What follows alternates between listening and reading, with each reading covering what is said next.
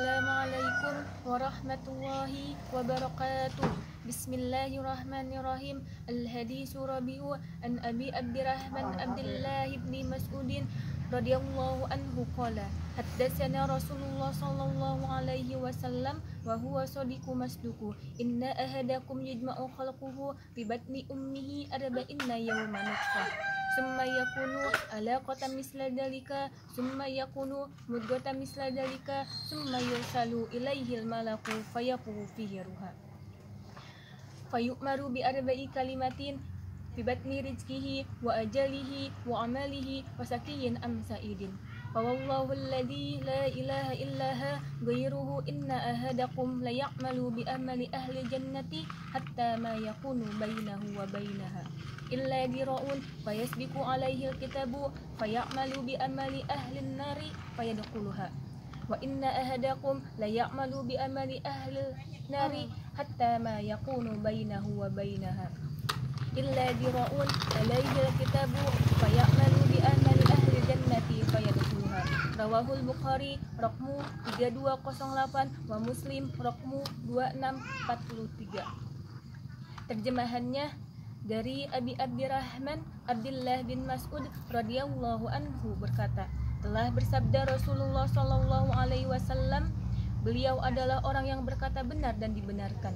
Sesungguhnya di antara kalian dikumpulkan dalam penciptaannya dalam kandungan ibunya selama 40 hari berupa air mani. Lalu 40 hari menjadi segumpal darah yang menempel, kemudian 40 hari berupa segumpal daging. Kemudian diutus malaikat oleh Allah Subhanahu wa taala kepadanya untuk meniupkan ruh ke dalamnya. Dan diperintahkan untuk membawa 4 kalimat: menuliskan rezekinya, menetapkan kematiannya,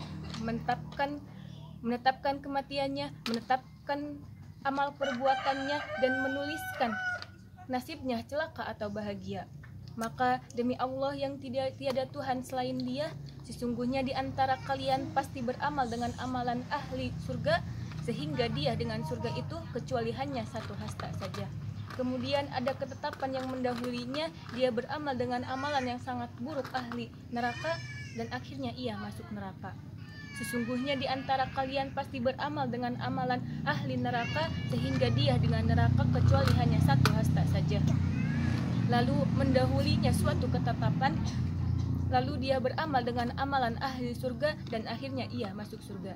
Hadis riwayat Bukhari dan Muslim.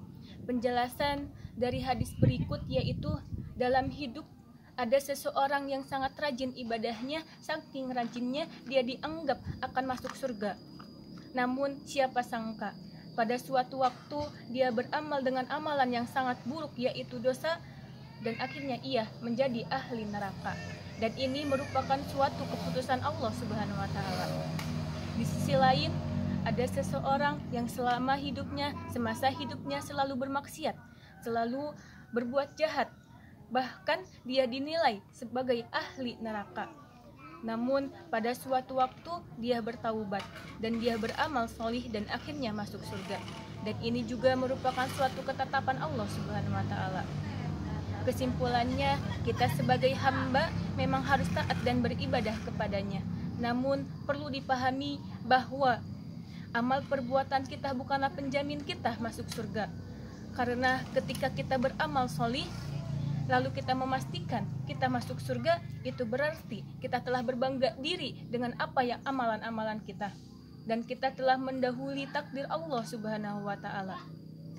Maka kita sebagai umat manusia, umat Allah Subhanahu wa taala, kita hanya cukup beribadah, taat kepadanya, dan memohon hidayah dan rahmatnya agar mendapatkan kebahagiaan dunia dan di akhirat. Selanjutnya kita pasrahkan nasib kita kepada Allah Subhanahu wa taala, karena inilah yang dinamakan roja, berharap kepadanya, dan khauf, takut kepada Allah Subhanahu wa taala. Mungkin hanya cukup sekian. Wassalamualaikum warahmatullahi wabarakatuh.